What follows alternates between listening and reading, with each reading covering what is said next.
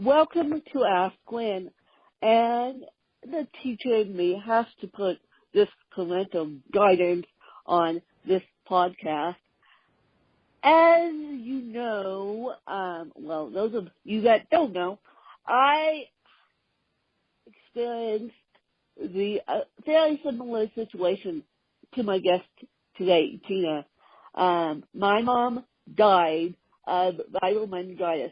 She went into the hospital with slow-leaking brain aneurysm. They thought it the slow-leaking brain aneurysm, but hockey players came in and not only affected my mom, but we believe 10 other families.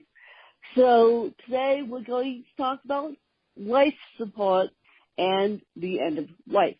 That being said, if you have kids in the background, which I know you sometimes listen to us with the kids, yeah, this won't be the episode for the kids. So I'm going to let Miss Tina take it away, and if you hear a sweet Southern accent, that is because Miss Tina's from the South. So if you just hear that sweet Southern accent, don't worry about it. Tina has a very interesting story, but as I said, this episode today is not meant for kids and not meant for the adults that don't want to face the end of life. So I'll let Tina take it away. Thank you, Wynn. And yes, I am very guilty of having a Southern accent. So I am born and raised in North Carolina. I traveled for 15 years in lots of different places. I lived in Chicago and Florida and D.C. and Atlanta, and I caught all kinds of grief about my Southern accent. So, yeah, guilty as charged. Yep. I would like to start by saying, yes, some of what we're going to talk about today isn't probably for, young ones that are a little bit confused about, the whole circle of life kind of thing. But I would encourage all the adults to hang in there and listen, because I think you're going to get a different perspective about hospice care, which is a lot of what we're going to talk about. I worked in hospice care for 13 years. I now work in long-term care. I work in an assisted living community with memory care. And what I want to share with you is a couple of the misunderstandings about hospice and what it is and when it's time to call hospice. I do want to sort of interject my heartfelt sympathies to the family of Aretha Franklin. We just heard within the last hour that she passed away, and she was in hospice care. Oh, my God. I didn't even know that. I didn't even know that. Just within the last hour. She was 76. Yeah. I'm sure most, if not all of your listeners know who Aretha Franklin is. She was known as the Queen of Soul. Yeah. Oh, yes. Famous for that song Respect, right? R-E-S-P-E-C-T. Yep. Yep. So my heart goes out to her family right now, because they said she was their matriarch of the family, and they really are suffering. But I was thrilled to know that hospice was there helping them. And so I guess what I want to start with is, what is hospice? Most people think hospice is just for the last few days or weeks of life, when in fact hospice is appropriate when the estimated end of life is within 6 months or less, and you're no longer seeking curative treatment. The reason it is so important to involve hospice as soon as you can is, I just love the quote one of our medical directors would always say, we're not helping people die, we're helping people live until they die. That is a very different way most people think of hospice. And so, in fact, the hospice ribbon, when does cerebral palsy have a ribbon, a tagline, and a ribbon that they're kind of known for? Yes, we do. we are, our national color is green, believe it or not. And you asked me a question and I don't know the answer to. Now I have to look it up. And see, I bet there is. whether, I bet there is. I know the national color is green and I know we have a ribbon, but, I don't know our tagline. Now I have to look it up. Okay. All right. Well, you do that while I share with your listeners that the National Hospice Ribbon, the tagline is, "It's about how you live." And that is, again, because hospice, I like people to think of it as bucket list time. If you have an estimated end of life of 6 months or less, now is the time we want to help you feel comfortable and pain-free so that you can go do some of the things you would like to do that you haven't done yet. And an example is with my own mother, who was in hospice care for 4.5 months. 1.5 months before she died, she said, "I want to go to the beach and drink tequila sunrise on the beach at sunset." And that's what we did. And hospice was able to help facilitate us getting her to the beach. If something had happened while we were at the beach that she needed hospice care, the hospice at the beach would have taken care of her. But they were able to manage her pain and symptoms so that we could take her to the beach like she wanted to do. There was another gentleman whose wife came in hospice care, and he said once they got her pain and symptoms managed, he was able to take her to some cities that she had never been to before because her pain was under control and she could enjoy those trips. So when people think yes, go ahead, please. So what I was going to say is that hospice is, now I'm going to sound like a complete idiot, but hospice is not essentially for lying around. It's for pain management, isn't it?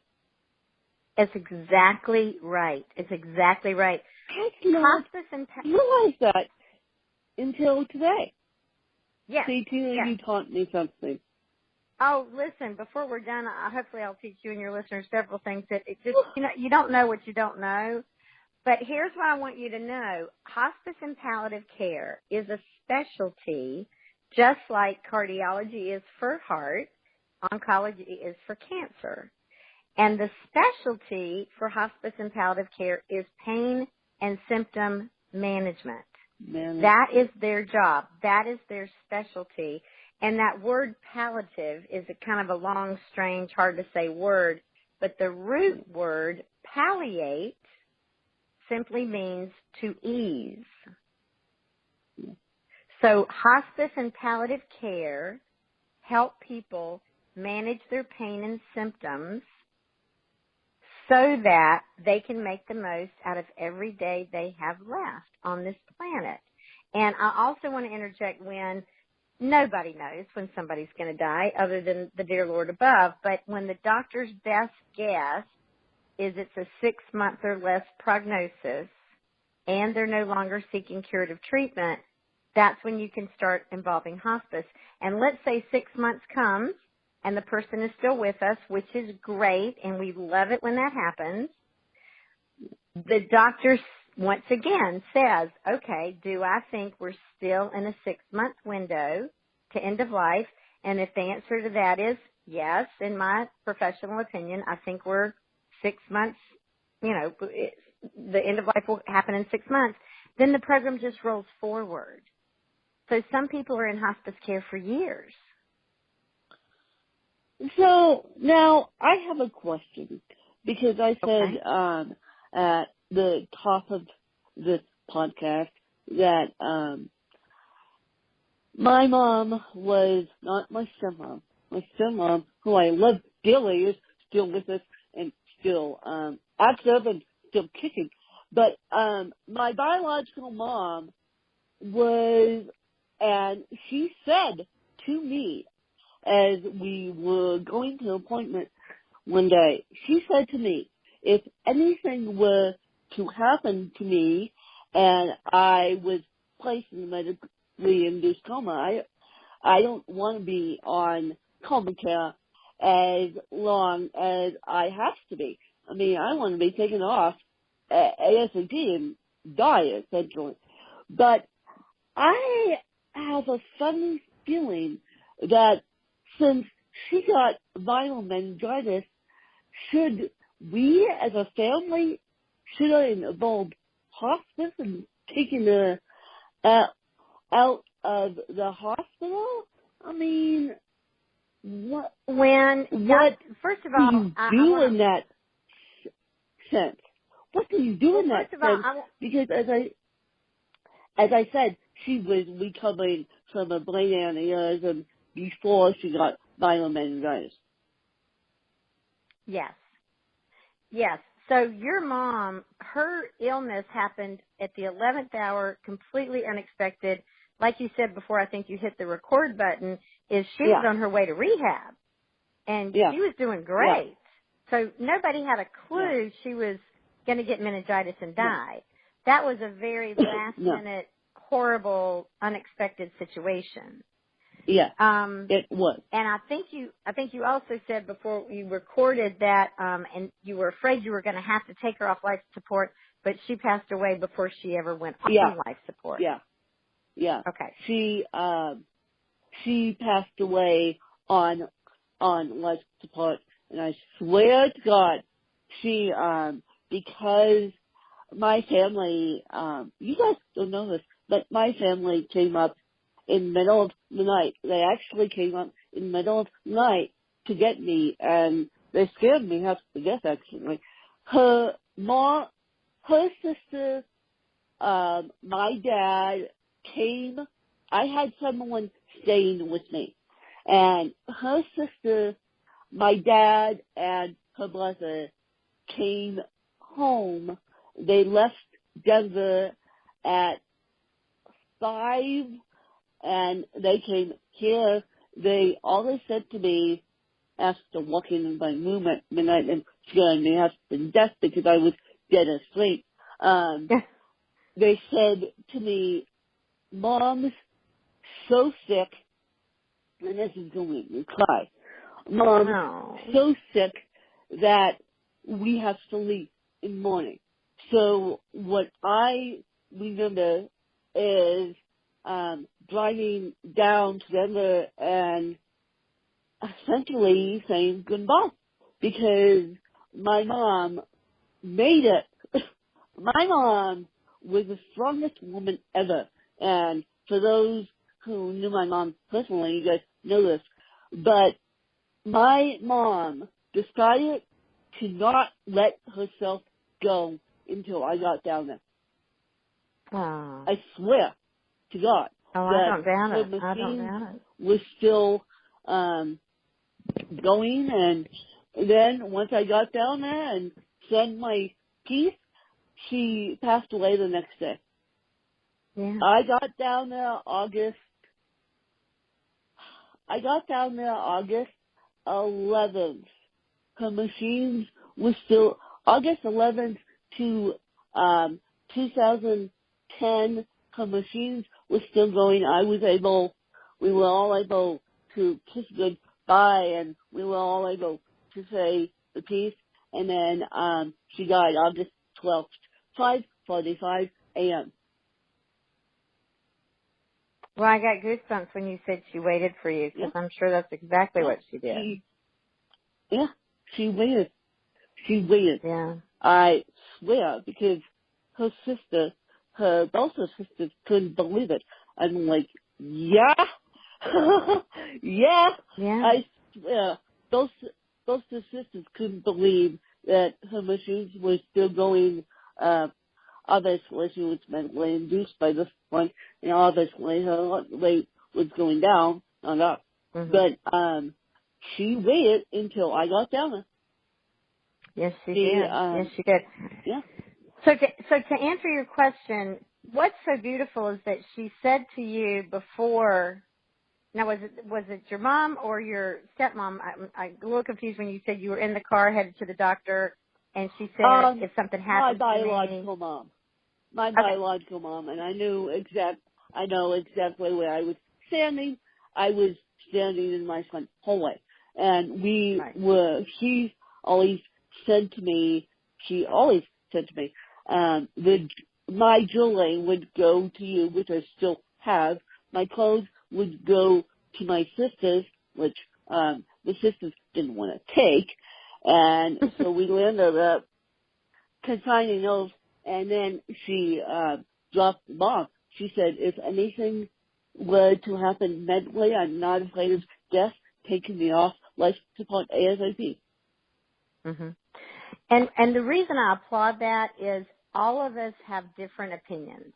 All of us have different wishes and values.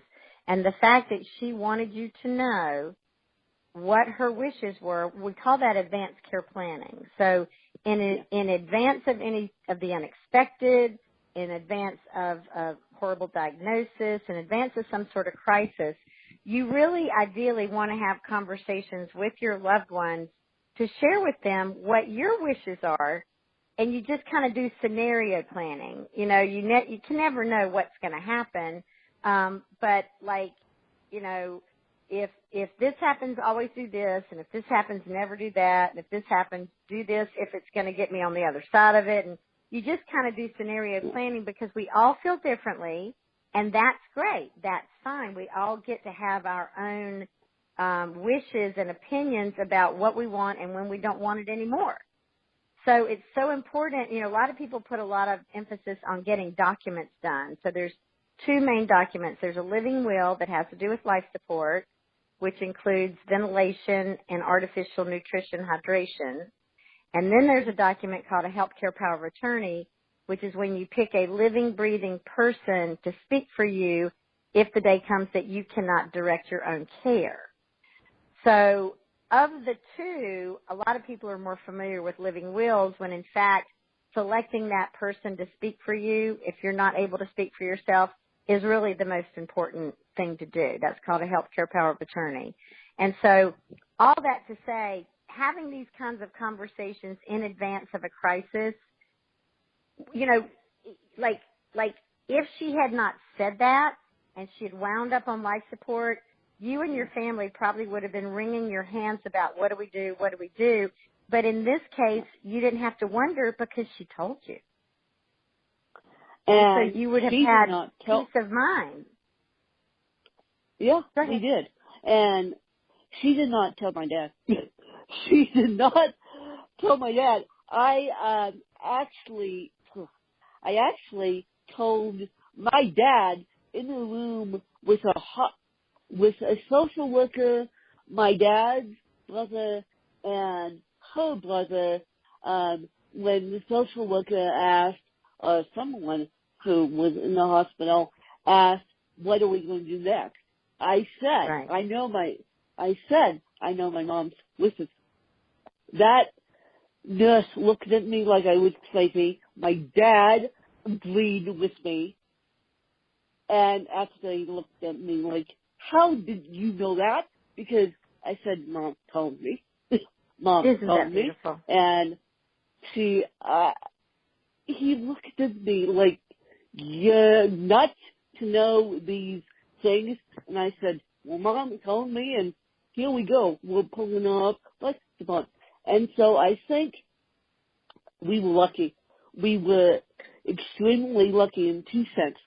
We only had it for a month, and she wasn't afraid of death, and she told me her final wishes, and that makes my heart so happy that we didn't have to go through this for 2 months, 3 months, and I knew her final wishes. So for those who don't know their family's final wishes, how do we have this conversation? I mean, no one wants to talk about death or money. They don't want to talk about death or money. My mom, on the other hand, wanted to talk about death. She didn't necessarily want to talk about money, but that's okay. But how do we start having these conversations with loved ones, just so people are not standing there in the ICU. And I swear to God, my mom could hear me say that because we were in a room across from her room, and I swear to God, she heard me say, take it off, let's book. And so, I swear to God, that's why she made it, until I got down there. And then she passed away. But how do, we have these conversations with family members before we get to that critical point where you don't know what's going on, where doctors are trying to help loved ones? Yeah. Well, I've got a wonderful technique for everybody to use because you're right. People don't want to talk about this.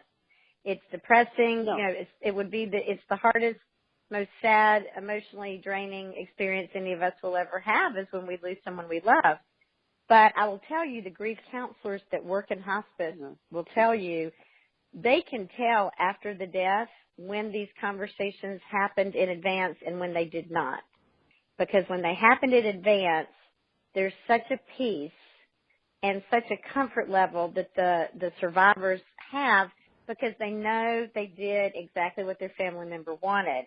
The people that never had that conversation are the ones where they're all looking at each other. What do we do next? What do we do next? And often there's fights and disagreements about what to do. And so after the death, there's a lot of guilt. And they're like, I don't know if I did the right thing. And so it's the greatest gift you can give your family is to have these conversations long before the crisis. So here's my recommendation.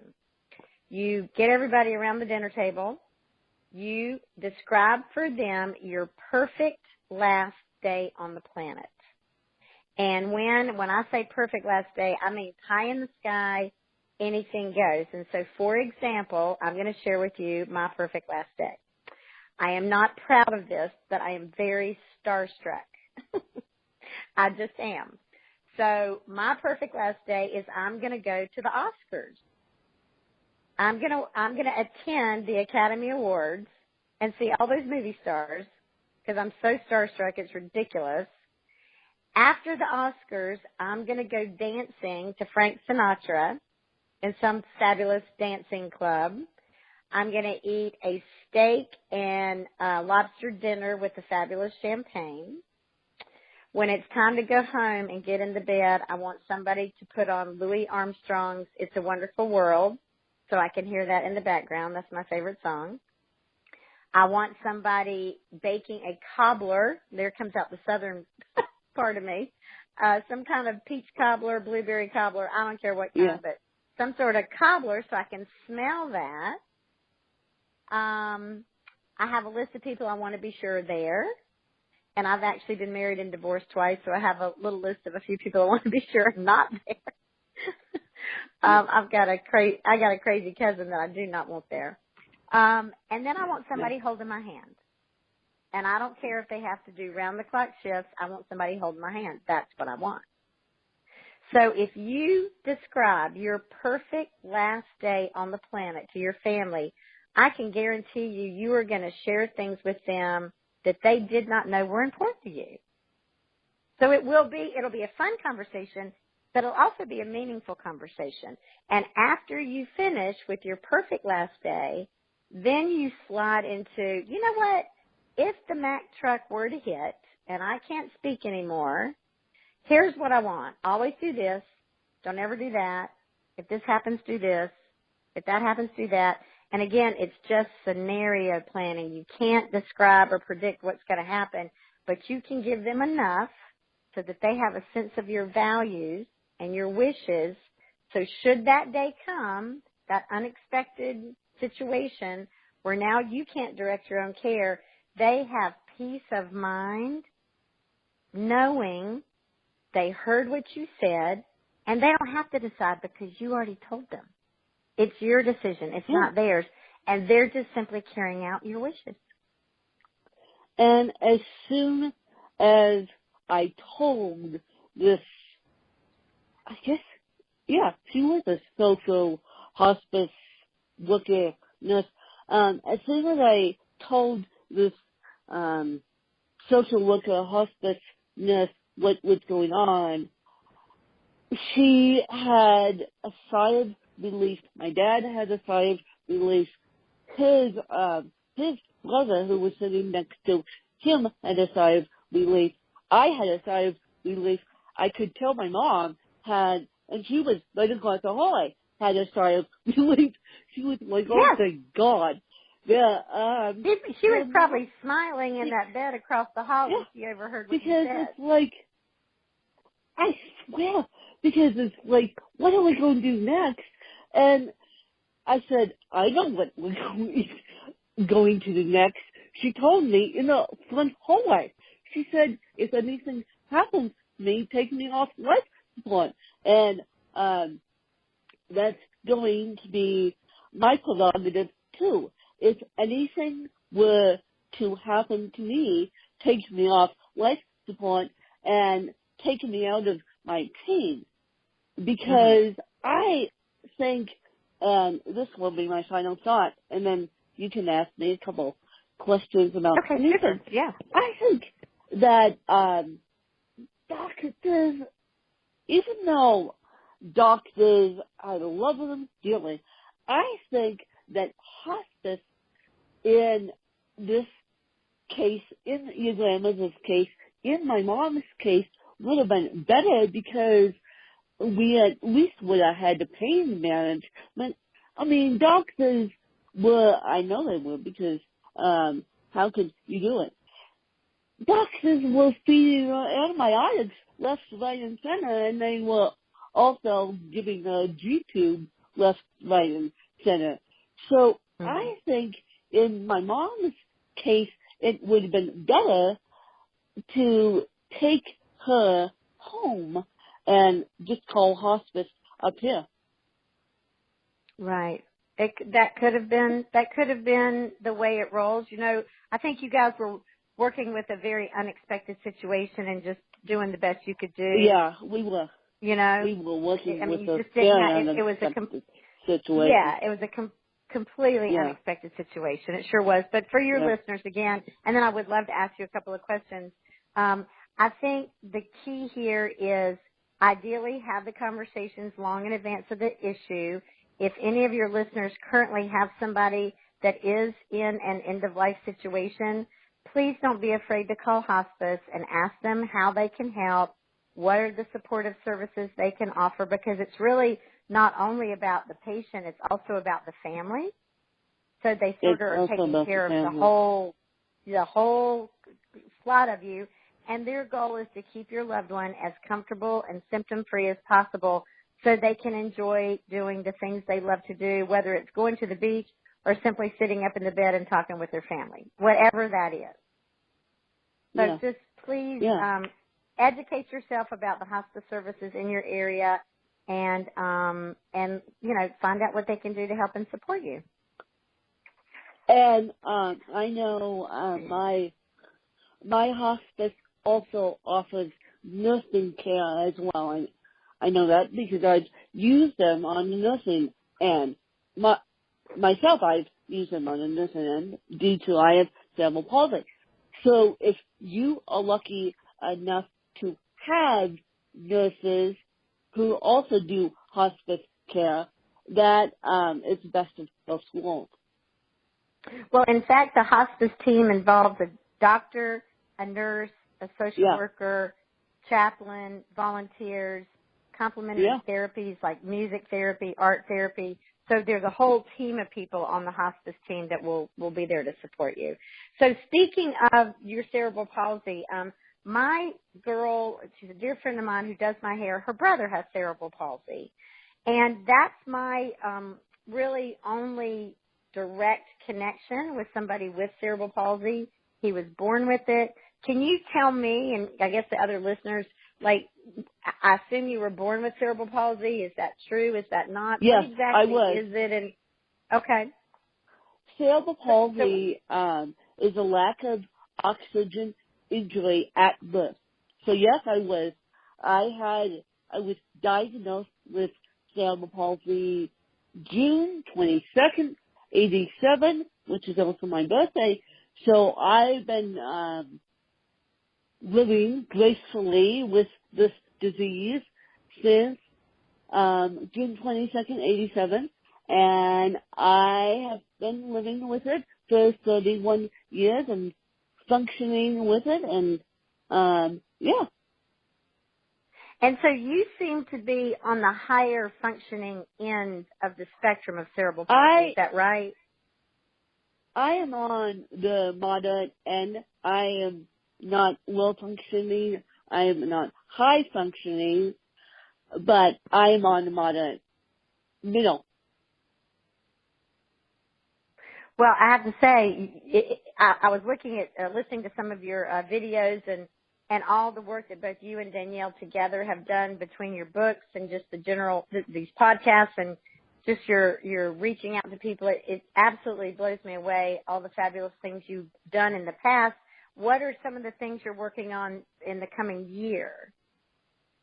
Well, I'm trying to be a full-time author in the next 3 years and quit my part-time job, which is in the education field. And as you guys know, teachers don't make very much money. And God knows I love my mom, but she kind of came from the philosophy of you got to be a teacher, you got to be a lawyer, you got to be a doctor.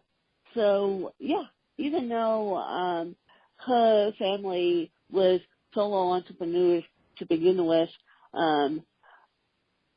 she had that philosophy, and unfortunately she kind of forced me into education, even though I still love her. She forced me into education. So now I'm going back to school to get my second degree, which is in journalism. Oh, wonderful. So you said in 3 years you want to be a full-time author. Is that right?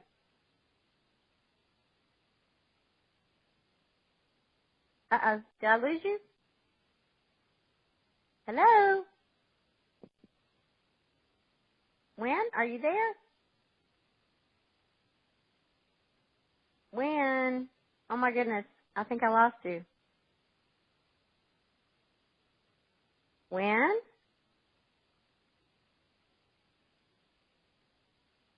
Hello?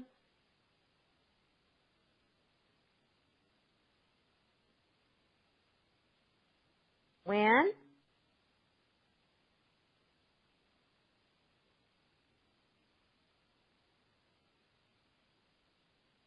Hello?